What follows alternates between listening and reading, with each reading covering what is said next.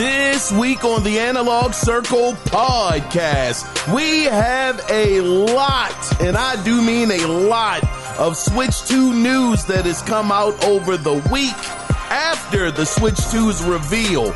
We're going to save that for a little later, though, but we got quite a bit to cover. Also, apparently, TitanFall 3 is in development. We will definitely discuss that. Insomniac Games speaks out about Marvel's Wolverine. They caught a little bit of backlash over the last couple of days, and they came out to address it. And Zenimax workers could be gearing up for a union strike if they don't give them what they are looking for. But all of these things can be found, all of these stories can be found here and more in episode 252 of the Analog Circle podcast. I am your host, Kiaun Mitchell, and welcome to the show. Welcome, welcome, welcome. Come on in, sit down and relax yourself, because we're gonna have a great conversation today. And if you're traveling, hopefully we can accompany you to your destination. Now, with all of that being said, if you do want to be a part of listener feedback, and shout out to you, Vaughn, I got you, my brother. But if you do want to be a part of listener feedback, you can do it two different ways. You can either call in at 443-627-9087 and let your voice literally be heard, or you can email the show, and the email address is theanalogcirclepodcast@gmail.com. So with all of that being said, guys, let's go ahead and let's get into what we all come here for, and that is the gaming news that went down. So let's go ahead and let's get things started with the story that I got from DL Compare. So this first story doesn't hold any weight in the States. However, it is an indication of what's to come in the future for everybody. So Sony has officially confirmed the discontinuation of all PlayStation 4 models, including the PlayStation 4 Slim and the PlayStation 4 Pro, in its home market of Japan, which marks the end of the console's life cycle. It's officially over. Now, the announcement was made on the official PlayStation Japan website. Now, just for context, the PlayStation 4 released November 15th of 2013. So it's been almost 12 years. It has had a 12-year run, which is a lot of time to actually be in production. And it had a line. The PlayStation 4 was incredible.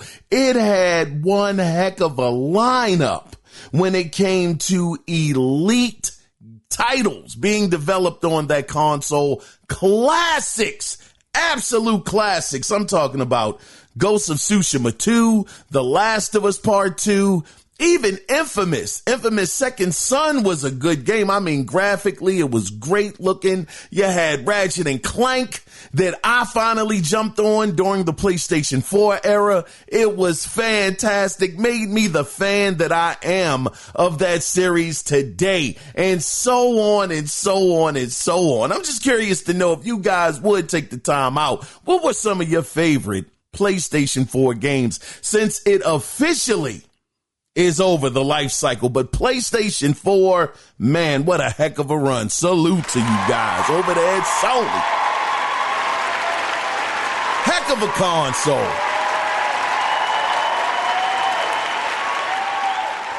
Let's go ahead and let's get into the next story that I actually got from Game Rant. So this next story is a quick update to a story we covered last week about Ubisoft allowing Tencent to back a new subsidiary, subsidiary, I always say that word wrong, subsidiary, that would include Assassin's Creed, Far Cry, and Rainbow Six for over $1 billion, which would have taken Tencent from controlling about 10% of its stake to a whopping 25%. Now, some shareholders are against this. Now, one in particular is called AJ Investments. And the reason why they are against this is because they aren't clear on what the benefits will be for them, the shareholders. Now, the shareholders inside of this open letter that was written also mentions limiting the voting power of the Guillemot family who founded Ubisoft. So with that deal that was once on the table by Tencent for that $1 billion, these shareholders, they are not going for it, and they want to get involved and figure out, what are these splits going to be? What's going to be in it for me? They were talking about taking that billion, busting it down, breaking it down, take so much of it, put it into Ubisoft, to, make the games, and then taking another portion of that money and divvying it up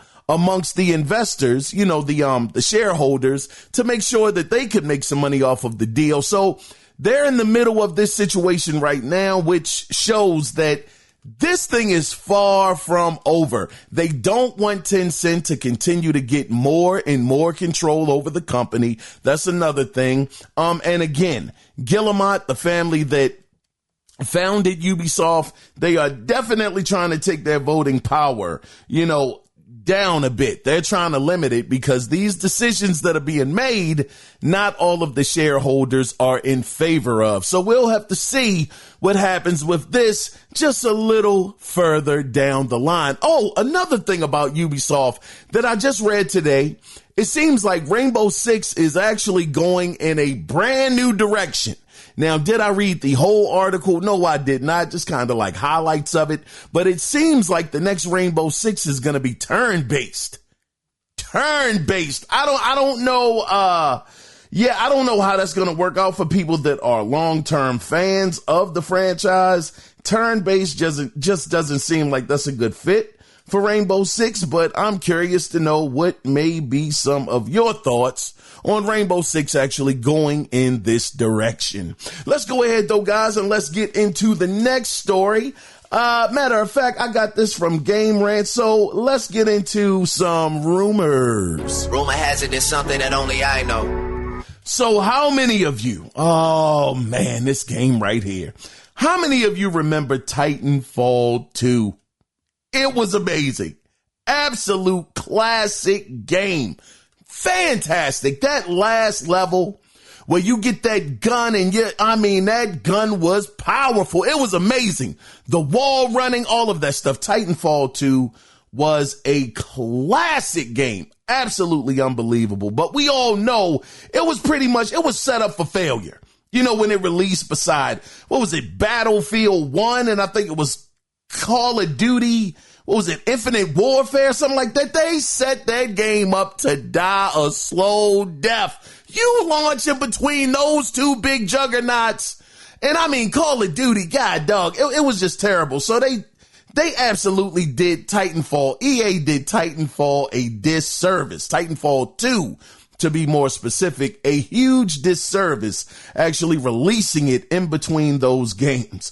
And, but nonetheless, though, I gotta say, it still didn't erase the memories of how great that game was. So much so, that people over the years, and I gotta include myself in this, people have been asking EA for a sequel for all of this time, but it seems like it has fallen on deaf ears until possibly now. But I will say, whenever we ask for these sequels and we actually get them, I remember years ago, people were asking EA, please make a Mirror's Edge 2. Please release it. We all want to play it. We want to play it. Please let us get that. They release it and the game sold donuts out here. It absolutely sold abysmally.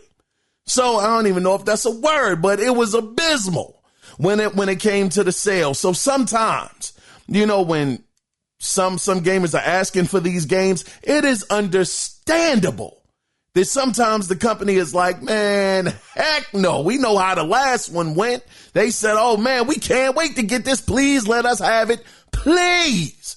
And we baited and nobody bought it. Matter of fact, that just reminded me that Deus Ex, they said that a game got pitched for a sequel to that, and looks like it got turned down because obviously, I'm sure they probably feel like EA after the fact how they felt about Mirror's Edge 2. They probably are saying, nah, I'm not even going to entertain it to happen. So anyway, Deus Ex, that was pitched but turned down. But anyway, getting back to this story, now, according to a well-known Apex Legends leaker, his name is Yorosuki. It's spelled YOROTSUKI.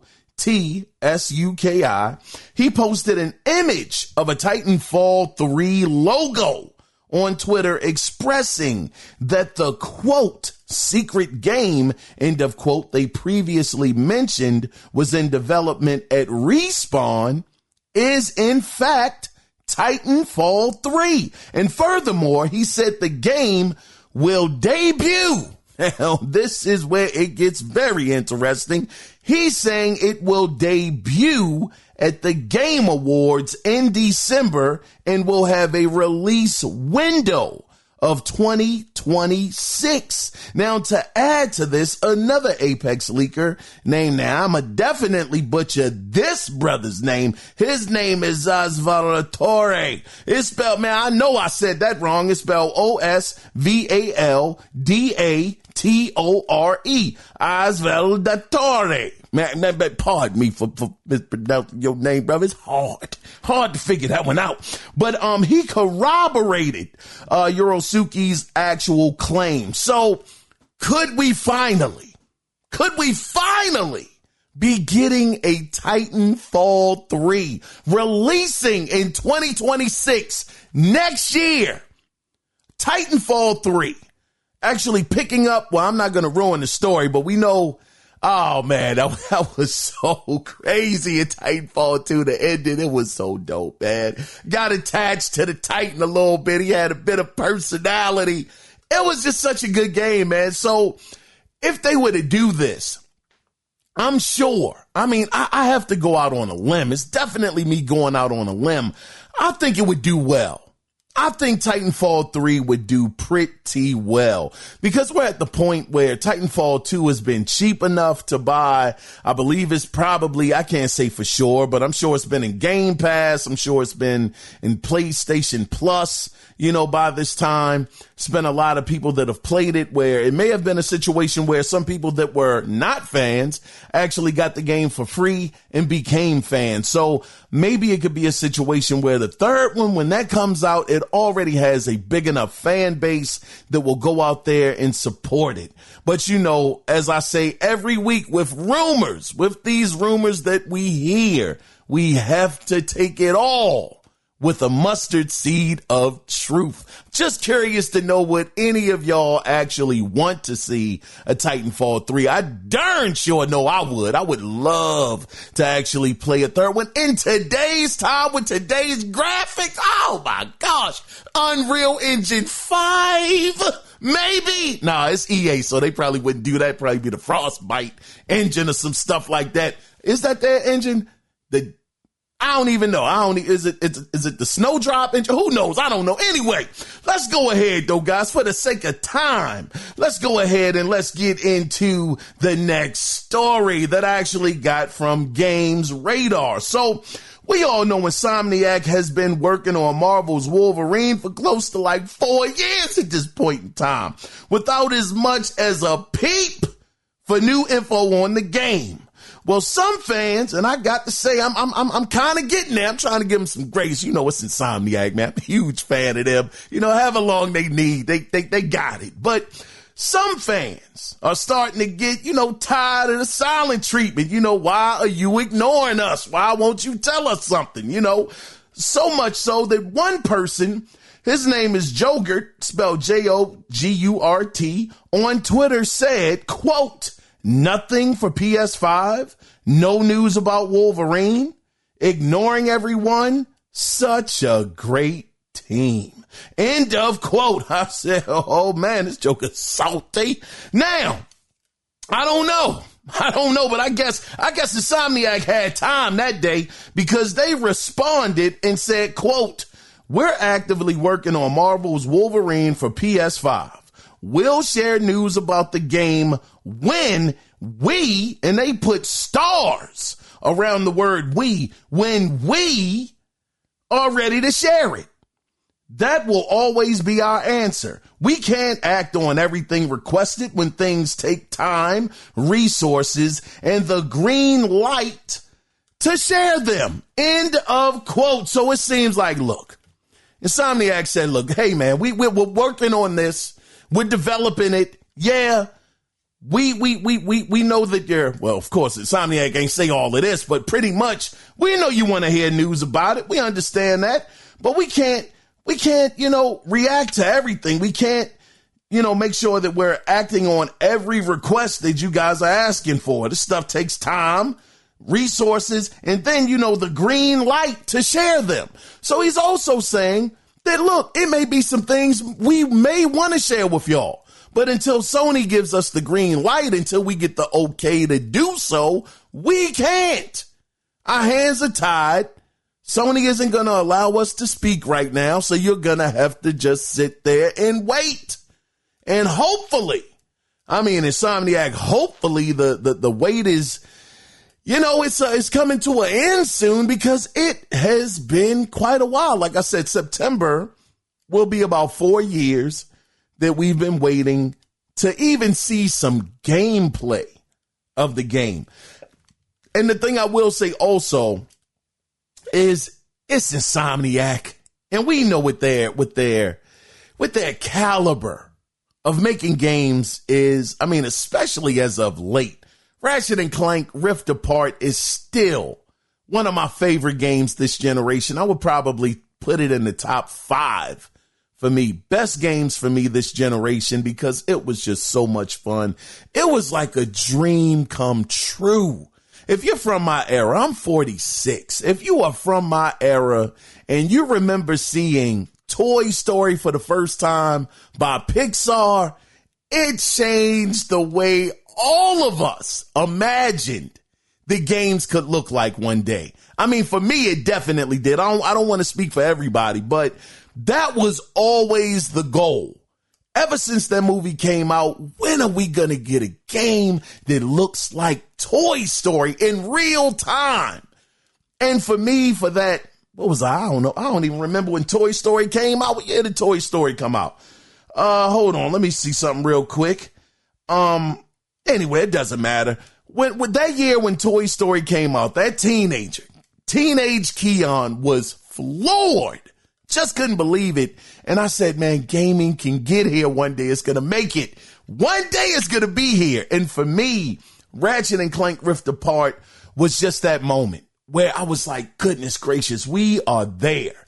And that's probably why I just hold it in such high esteem, and it's just one of my favorite games. Plus, it was just a ton of fun to actually play. It was phenomenal. So with them having that track record of Rift Apart on top of the original Spider-Man, from 2008, was that 18, 17? Man, these years, they're starting to kind of get away from me. I think it was Spider-Man 2018 when it came out, along with Spider-Man Miles Morales. Oh my gosh, Miles Morales was amazing. That final boss fight. Anyway, I don't want to get into spoilers, but that was just so dope. The graphics, the lighting, the story.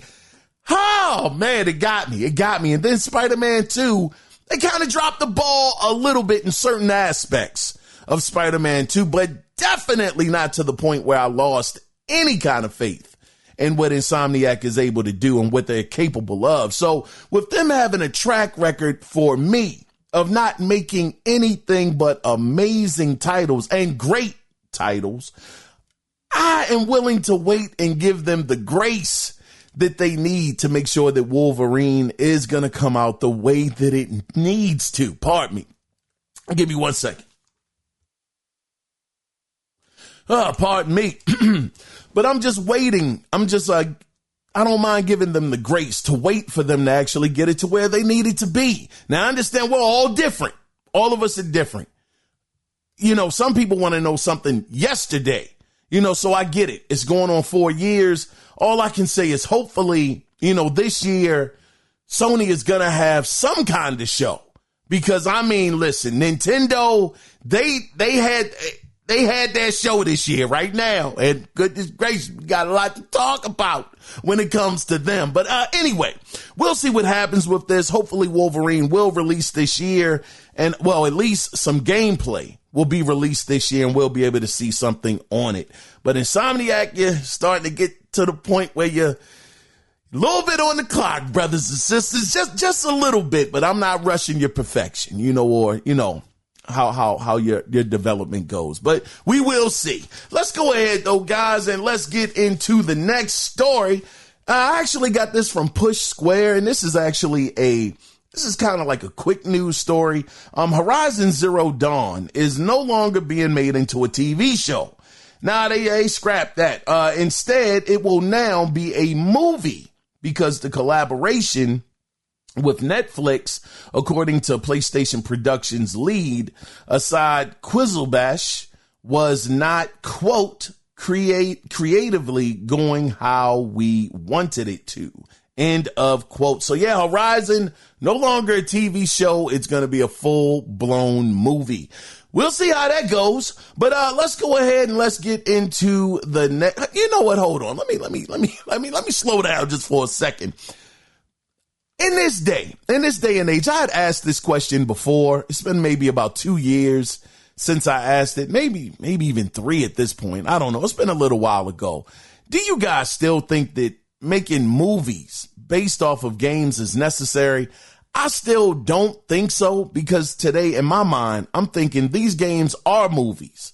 They're already telling real deal, movie level, Hollywood level stories, depending on who's behind them. I don't need to see an adaptation of, you know, a video game in movie form. But that's me. I'm just curious to know, are you guys, you know, feeling the same way? Or are you feeling like, well, you know, today, Kiaun, you know, game movies are a lot better than they used to be. I mean, well, outside of Minecraft, I heard that Joker right there. That might have been a little bit of a womp womp. I don't know how well that did. I mean, from what I understand, people were pretty upset. Move this man! Yeah, they were pretty upset, man. People were not feeling that movie, but we'll see, man. But I'm curious to know, what are your thoughts on that? But let's go ahead, though, and let's get into the next story that I actually got from The Gamer. So it's some trouble brewing over at Zenimax because over 300, and I want to say this properly, over 300 quality assurance testers are threatening to go on strike. Now, here's what Zenimax Workers United said, and I quote, I believe this is their union or their union rep, I believe. Can't say it for sure, but this is what they said. They said, quote, "It's official. Our members have overwhelmingly authorized a strike vote. We are united and prepared to do what it takes to fight for our first contract. We're done playing around with Microsoft," end of quote. Now you might say, well, what the heck are they fighting for? Well, it seems like they're fighting for better wages and, quote, costly RTO, or as it's called, return to office.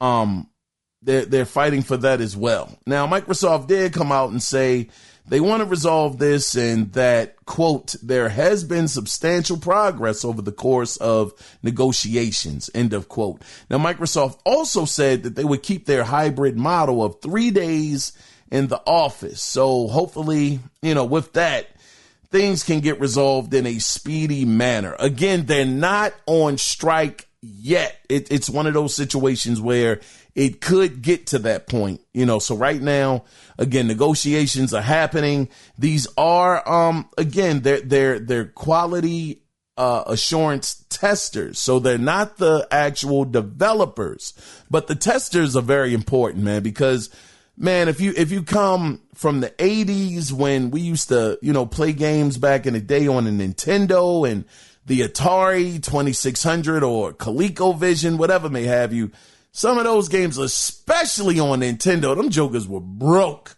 Absolutely broken.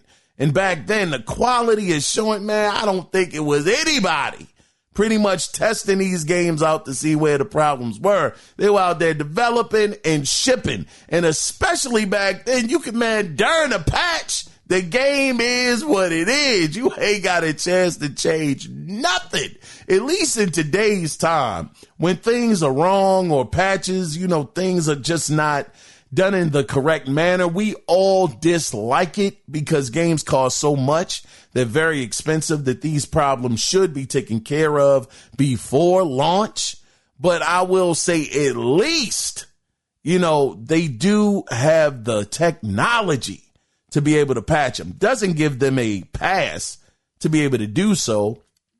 Because again, unlike any other entertainment medium, you can't go to the movies and, it'd be a situation where a couple of scenes are deleted and it's just a black screen, in like 4 or 5 minutes, in the movie, and it's okay. And I'm not saying that that's literally what's going on with video games, but I'm saying there's certain things that are glitched and you might have to start over, or you might not be able to, or you might lose your weapons, things of that nature happen, in certain games. And, we don't accept it, but it's kind of out of our hands until they actually patch it, at a later time. So hopefully, these guys, the quality assurance guys, they'll get what they want, the better rate, wages, and the return to office situation, the RTO. Hopefully that'll be taken care of. Doesn't seem like Microsoft is really budging on those 3 days, though. You got to come into office 3 days, I guess. Maybe you get to choose what days you want off, which is kind of dope if that is the case, because, man, you just say, hey, I want Thursday and Friday off, so you're home for 4 days, which actually works out pretty good. But we'll have to wait and see what happens with this situation. Matter of fact, I was talking about patches just a minute ago. I just, this came across my feed. I believe this was from PlayStation Lifestyle, but they did say that The Last of Us Part 2 remastered, the PlayStation 5 update, which is 2.0.0. They said that joker is busted. It says, let me see if I can find it real quick. It says this was Naughty Dog. They said, we are aware of and investigating a known issue regarding additional weapon holsters and purchased skills disappearing after updating to patch 2.0.0. They said, at this time, we suggest players refrain from overwriting any of their existing manual saves. End of quote. So here it is, another situation. And this is Naughty Dog, one of my other favorite developers out there. But again, this patch, which was supposed to help, it actually is hindering right now. People are losing saves, they're losing weapons, and they're losing purchase skills, as a result of this. So right now, I don't think it's a workaround. It's not anything that's available to actually stop this from happening. But like Naughty Dog said, they would suggest, refraining from overwriting any of your existing manual saves. So yeah, hopefully none of you guys got infected with that. And hopefully you didn't lose any of your progress. But let's go ahead, though, guys, and let's get into the next story that I actually got from Polygon. Okay, now from this point on, I want to put this caveat out there. From this point on, this is all going to be Nintendo Switch 2 focused story. So if you're not interested in the Switch 2, you might want to just sign off right here, good brothers, because this is it. This is a blowout of information. Now, what I do want to say, now that I've had a couple of days to sit on this, matter of fact, we got time. We actually got time. I want to go over the email that brother Vaughn sent in, and here it is. Okay, now this is the title of his email because I've had a couple of days to sit on this, and I want to let you guys know my thoughts. But let's get into Vaughn's email first. The title of his email is Nintendo Switch 2 Who? He says, "What's up, bro? So let's see. $450 system, $80 one game digital, $80 one pro controller, $610 total, more than my day one PS5, not including $50 for the camera, $90 each game physical, $50 a year online plus expansion pack needed," and he put in parentheses, "needed to use camera, chat, or play GameCube games." Now that right there, goodness gracious. Yeah, they went up on the, as some people say, the price of the brick went up on that one. Yeah, dog, it was $20 for the year, if I'm not mistaken, right, Vaughn? $20 for the year. They more than doubled. And that seems to be the situation with Nintendo with this Switch 2. They are more than doubling, certain prices of certain things. So it went from $20 a year to $50 a year, a $30 increase to be able to use the camera, the chat, and to play the GameCube games. But let me continue with your email, Vaughn. Vaughn says, nope, nope, nope, nope. Respect for anybody getting it day one, but not for me. But not for me, though. I need 2 or 3 games to be excited about, and some innovation. They're playing catch up and charging a premium for it. I'm good. I'm going to ride with my current Switch until the wheels fall off. Shout out to you, Vaughn. I really, really appreciated this, brother. Appreciated this.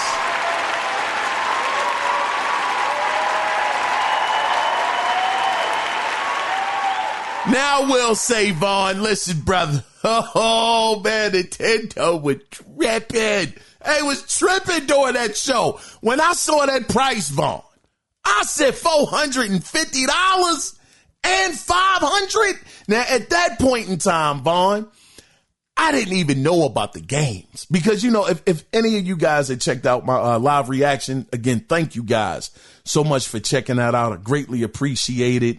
You guys checking it out. But I didn't get a chance to see the whole event during that live stream because it crashed. There was so many people watching. It crashed out. I think it was still like 15, maybe 20 minutes left. So I didn't get a chance to see the rest of it. But afterwards, again, I didn't find out about the $80 and $90 games until much later in the day. And I was blown seeing some of these prices. I mean, the Pro Controller is $80. I guess that's standard now. I think PlayStation 5 controllers are like $80. Are they 80 or somewhere around there? The camera, again, I'm not going to knock it, Vaughn. I thought it was cool during the show when they were showing the camera and everybody was on it. I know it was low resolution. Joke is probably 480p at best, brother, on a good day. But I still thought it was kind of a nice touch, Vaughn. I wasn't too bad about it. $50. Yeah, I can see how some people may be upset about that. But I did hear, Vaughn, that you would be able to use a different camera. Of course, Nintendo, they kind of came out and said that it might not work the same. And I got to give him his credit. Shout out to Danny and Gamertag Radio. I'd actually got that information from him, listening to his reaction, which Gamertag Radio, those cats are real dope. I really appreciate them. But it was Danny that said that he believed that you could make, and I don't want to put words in Danny's mouth, but I think it was something where he said Nintendo kind of said that you could use another camera, but they would really recommend that you use theirs, which is understandable because they're selling it. But I got you, Vaughn. I hear you, brother. $450. These digital games is crazy. Physical is even worse, so I can understand exactly where you're coming from. And the thing I will say, Vaughn, is I was in your boat, brother. I'm in the same boat as you, to that extent.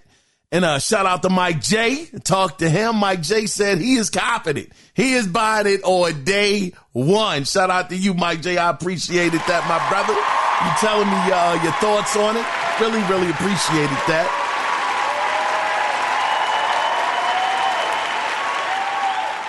So, it's going to be a mixed bag. It's going to be mixed. Now, after, like I was saying, Vaughn, after I kind of came down off of a bit of anger and rage at the audacity of Nintendo to charge this much money for this console. How dare you? And you're way behind, you're 10 generations behind PlayStation 5 and the doggone Xbox Series X, and you want to come out here saying you're going to charge $80 and $90 for your games? Oh, you have lost your mind. Now, I will say, Vaughn, after I calmed down, brother, because it took me a while to calm down, I said, okay, maybe the system, maybe the console really isn't that bad. Maybe not, because from this point, I tell you what, let me go over some of these stories that I was able to find that is kind of changing my mind just a little bit, not fully, but let me get into the stories, Vaughn. I'm going to go ahead and get into them. And like I said, this is all about the Nintendo Switch 2 from this point. So this first story I got from Polygon. And matter of fact, shout out to Mike J, because he had actually sent me this story. So let's talk about, like I said, some of the information, that we got this week. So pre-orders have been delayed for the Nintendo Switch 2. And this was in a statement that Nintendo had wrote. Now, Nintendo said in this statement, quote, pre-orders for Nintendo Switch 2 in the U.S. will not start on April 9, 2025, in order to assess the potential impact of tariffs and evolving market conditions. Nintendo will update timing at a later date. The launch of June 5, 2025 is unchanged. End of quote. So yeah, it's totally understandable. Now, this is where it gets a little scary though, brothers and sisters. This is where it goes into a situation where it is really an unknown territory, because we were already up to $450 and $500 for the Switch 2 without the tariffs. Now that the tariffs are about to kick in, I believe China has an additional 34% tariff or duty that I think went into play last Wednesday. Also Vietnam, which is another place where Nintendo actually moved to produce its products. The Switch 2, they have some coming out of Vietnam. They were hit with a 46% tariff. So it's like now that these tariffs are out there in the wild, and I understand we're talking about gaming, but it's so much bigger than just gaming. Gaming is a hobby. It's something that is not a necessity, even though a lot of us who are the hardcore, we can't see ourselves, not gaming. It's something that we absolutely love the most, but it is a luxury. It's a luxury hobby. It's not something that is necessary. But when you think about the tariffs actually hitting other things that we really do need in everyday life, man, this thing could get so crazy, over the next couple of weeks and months, just depending on how bad things, just depending on how it's going to go, at the end of the day. But, so they're dealing with that, which could mean the Switch 2 could possibly, I mean, I don't want to go too out of control with the pricing, but I think that realistically, we could possibly be looking at this thing being $600 or close to it. You know, if you're trying to get the Super Mario, well, not Super Mario, but the Mario Kart, what's it, 9 or Super Mario Kart, whatever the case. Y'all know the game I'm talking about. If you wanted to get that bundle, it could be probably close to $600, if not $6 or better. You know, probably $5 for the model that doesn't come with the game, or maybe $550. I mean, only time is going to tell. So I'm sure that Nintendo, they are sweating right now. And what worse timing? Oh man, if they don't have some of the worst timing, and it's not their fault. I mean, who could have seen this coming a year ago? Who could have seen it? But it's like, man, they are going to have to go into so much damage control. Matter of fact, they said that they don't think Nintendo has ever had a situation where it has been a thing that has happened that has put them into panic mode. You know, code red, mother lover, code red. We are under fire. They said this is probably the first time that they have a team together that is trying to put out all of these fires surrounding the Nintendo Switch 2. They are definitely on high alert. They're trying to figure out what they're going to do. And they're like, look, April 9th, don't pre-order because it might not be that price. It may be a little bit higher. So just stay tuned. So that's the first thing. You can't pre-order it. Got to wait till a later date. Now, this next story that I got is from IGN. Now, for the first time, Nintendo will be including achievements for at least 2 of their games that are coming up to the 21st century. Achievements, brothers and sisters.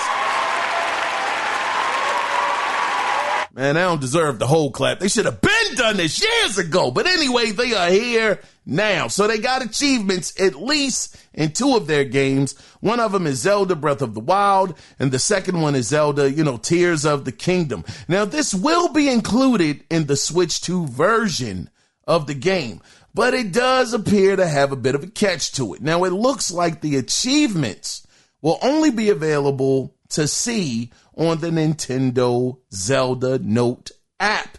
Now, you have to use the app to track in-game milestones, and you can compare progress with others similar to a global leaderboard. And I believe they're calling their achievements, I think Nintendo, they're not calling them achievements. I think they're calling them medals.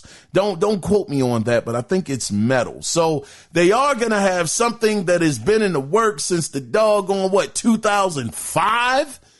Back on the Xbox 360, and PlayStation 3 also did the same thing, courtesy of Xbox, making the brand new trend, bringing something brand new to gaming.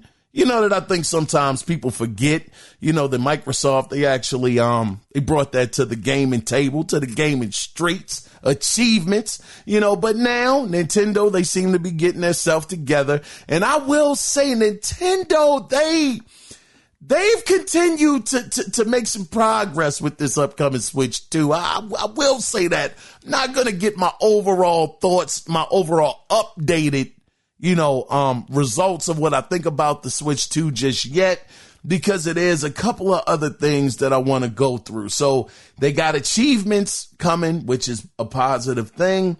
It's going to be first appearing, like I said, in Zelda Breath of the Wild and, Tears of the Kingdom. That is a good thing. So the other thing that Nintendo has going on for them, now this is going to be a little bit of looking under the hood of what the Switch 2 offers power-wise. And I got this information from Ars Technica. So according to NVIDIA, which we know that they're behind the Switch, there's some of their technology is definitely in there. The Switch 2's GPU is 10 times faster. Let me make sure that I'm saying this right. Hold on. It is 10 times faster. Hold on, where is it? 10 times faster than the original Switch. God. What did he say? Darn, 10 times faster. Man, that's crazy. God, dog, let me not get too excited, man. I just read this information a couple of hours ago, so it ain't like it's something I didn't see already. But yeah, it's 10 times faster than the original Switch. Now, the quote custom, man, that is very fast though. But the quote custom NVIDIA processor, end of quote, has a GPU quote with dedicated, and these specs sound good, I can't even lie, with dedicated ray tracing cores and tensor cores for stunning visuals and AI-driven enhancements, end of quote. Now, the console will also, so right there, it's got ray tracing. It's going to be ray tracing. I don't know how good the darn ray tracing is going to be, but doggone it, this thing is ray tracing. Golly. Now, the console will also have DLSS as well, which is deep learning super sampling, which helps to upscale a lower resolution image into a higher resolution, pardon me, I'm all tongue-tied, image with less of a performance impact than native rendering and less loss of quality than traditional upscaling methods. So basically, those Switch 2 games rendering at 4K, Shogun said 4K, or 120 frames per second at 1080p, more than likely DLSS will pretty much be the reason why it's happening. Now, the Switch 2 will also have G-Sync, which prevents screen tearing when games are running at variable rates. Well, I should say variable frame rates, but it's only supported in handheld mode. So here it is. This console is going to have ray tracing included, DLSS or deep learning super sampling. It's going to have 4K resolution. It's going to be able to run games at 120 frames per second. It's going to, now these are things that we heard during the show. But like I said, when I heard that price point at 450 and 500, all that just went out the window. I ain't give a doggone what was happening. But days later, like I said, I've calmed down, be able to, kind of reassess.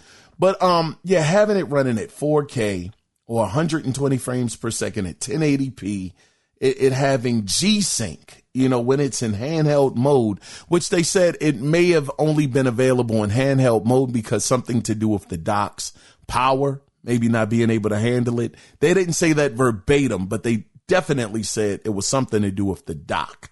So, just the fact you'll be able to have it in handheld mode and have that G-Sync, available as well. I'm like, God, dog, man, that's a lot. That's a lot. I mean, that's a nice amount of tech in there. Now, is it on the same level, like I said, as a PS5 and a Series X? I do not think so.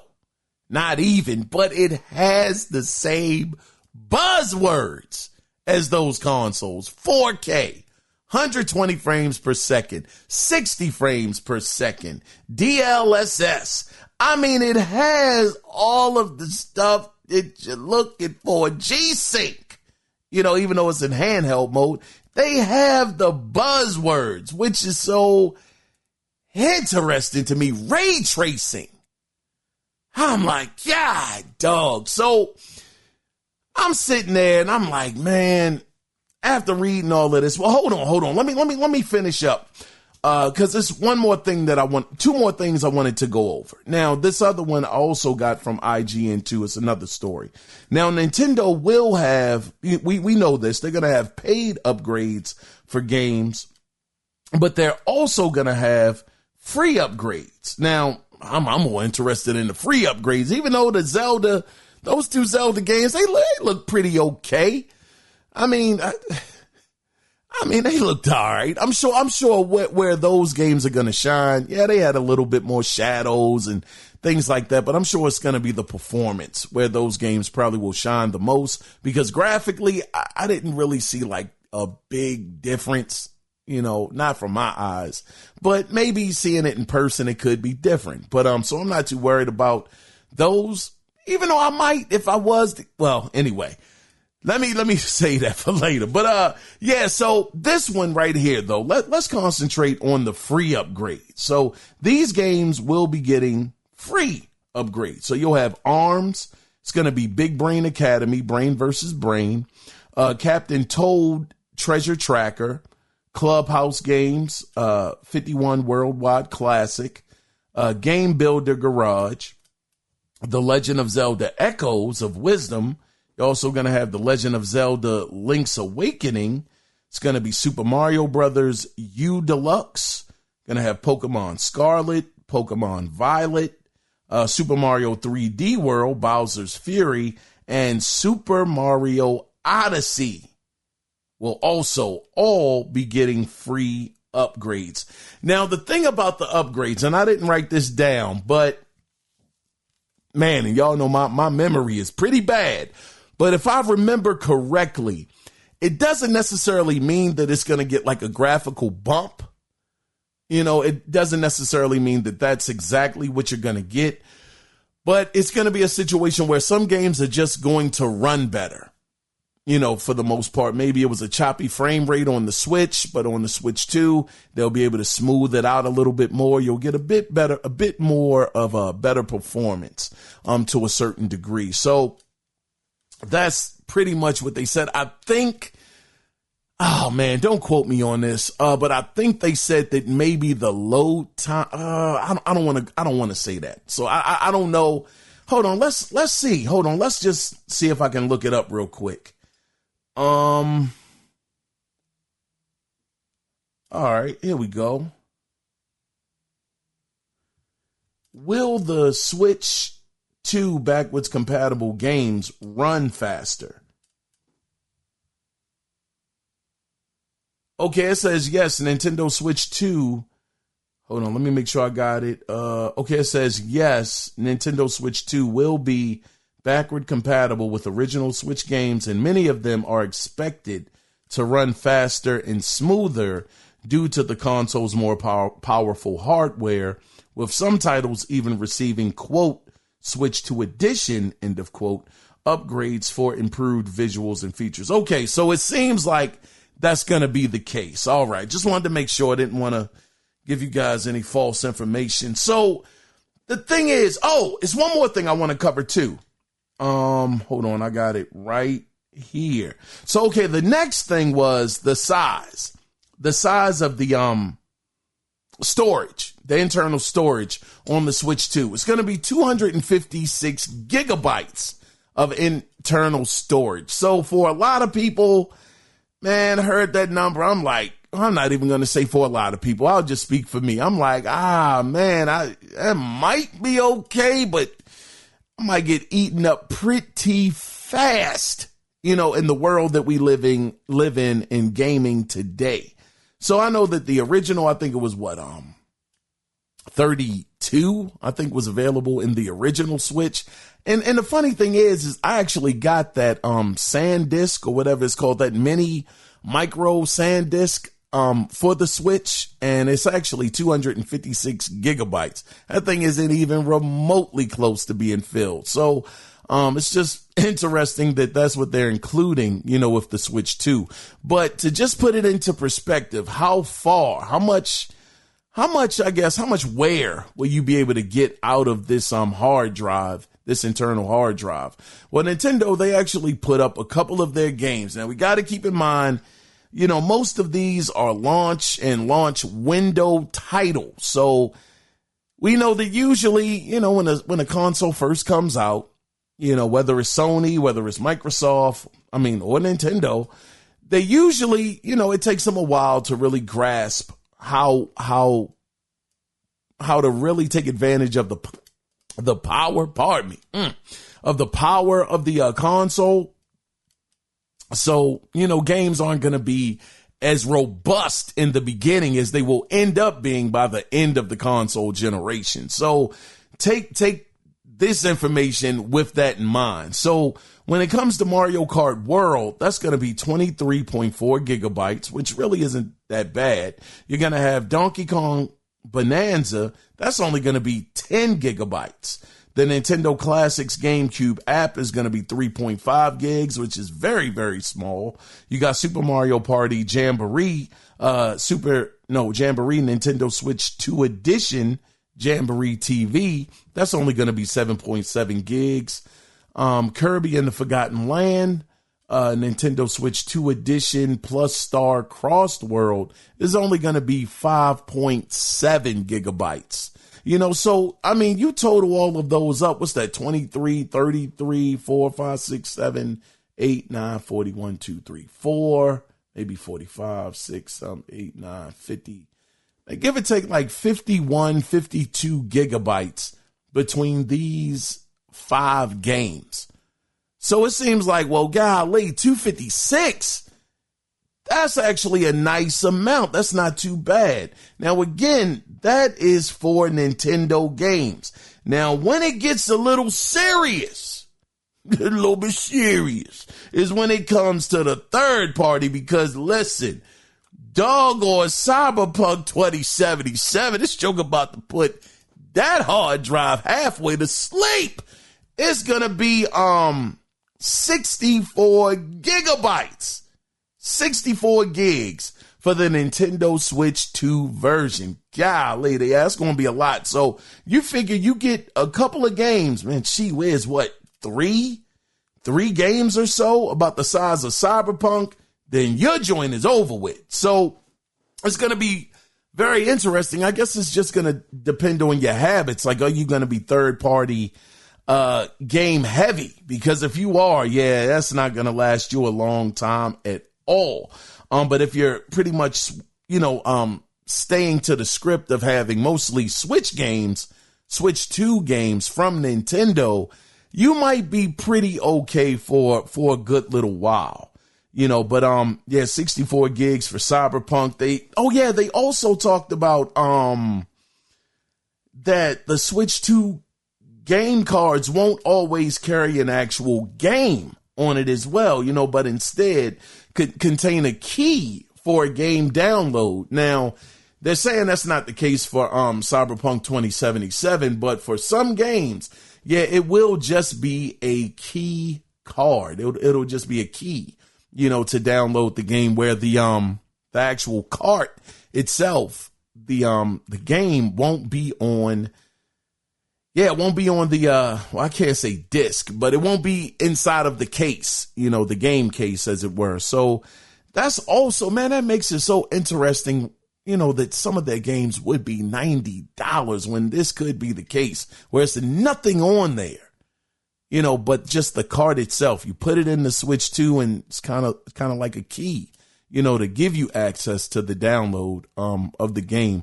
But, with all of that though, all of that being read and being said, I'll say this.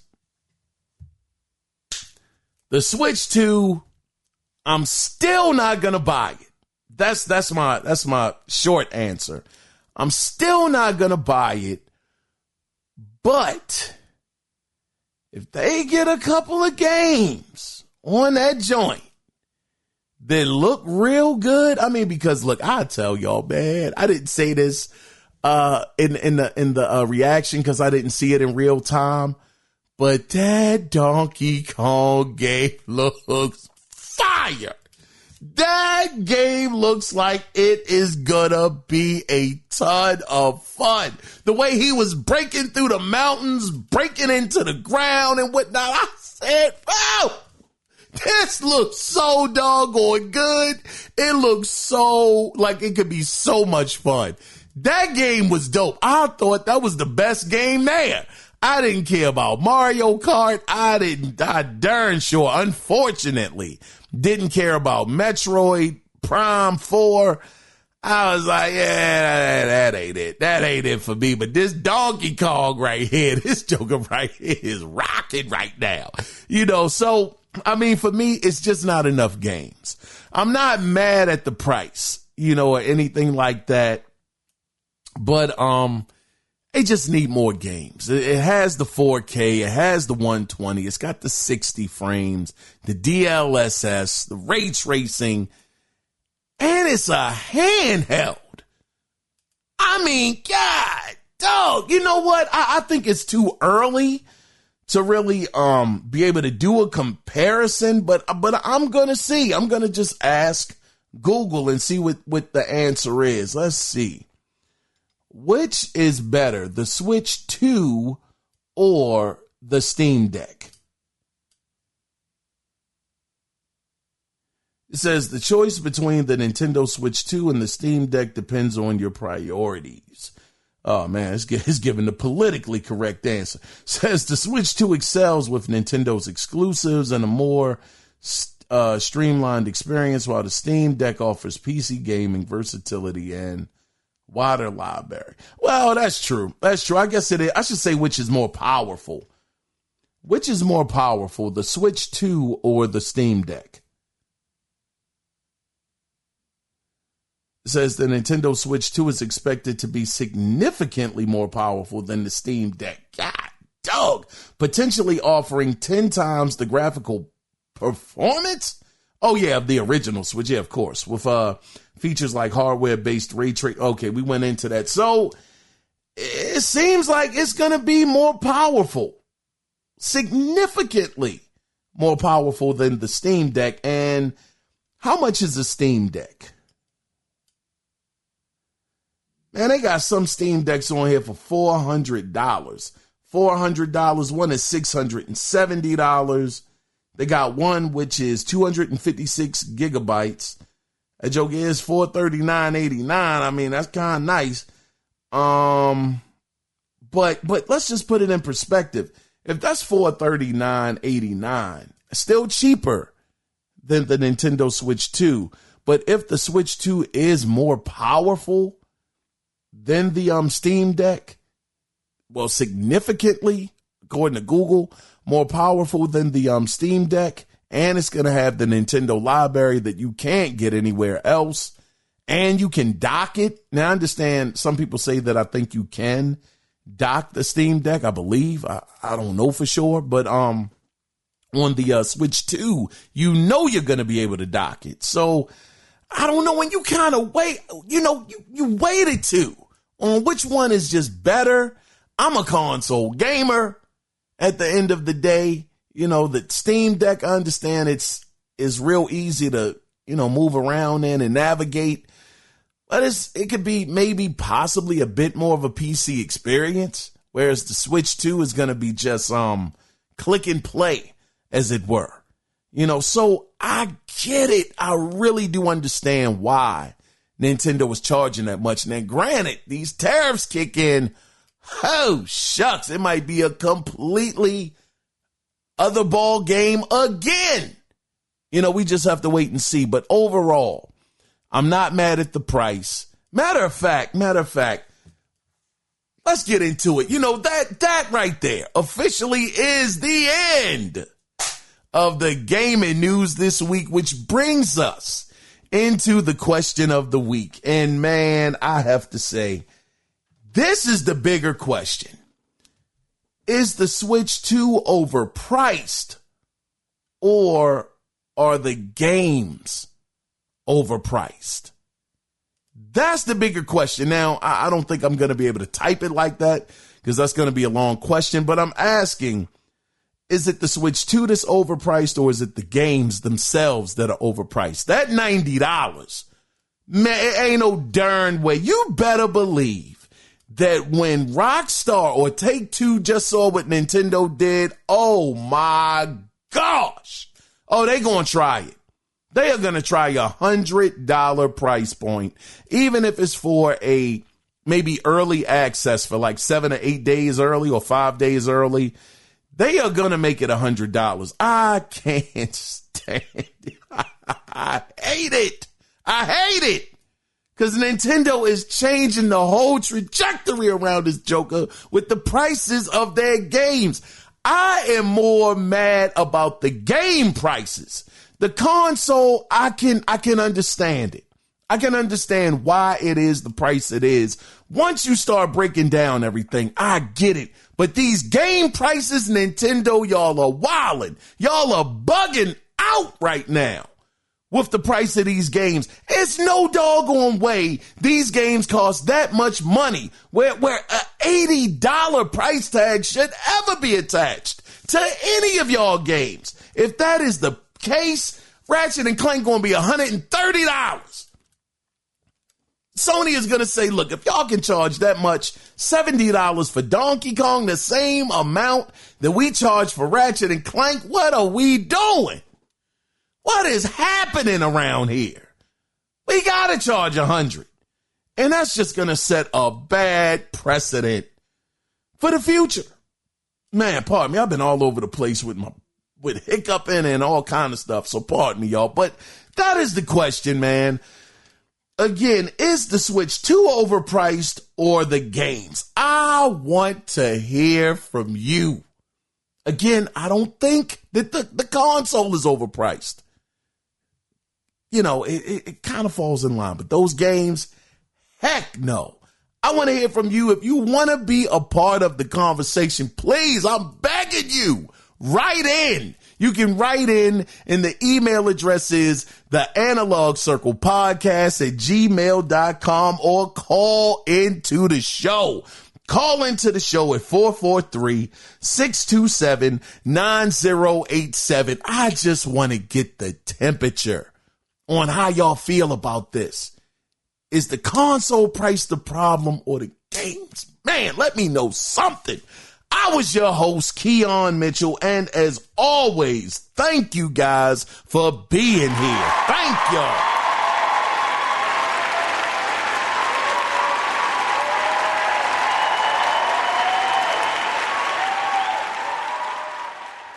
With that being said, before we tie this thing up and put a bow on it, always remember one thing. It is not about the consoles, Nintendo, God dog it, but it is about the games. So until next Sunday, when we do it again, until then, you guys take care. Be safe out there. Bye-bye.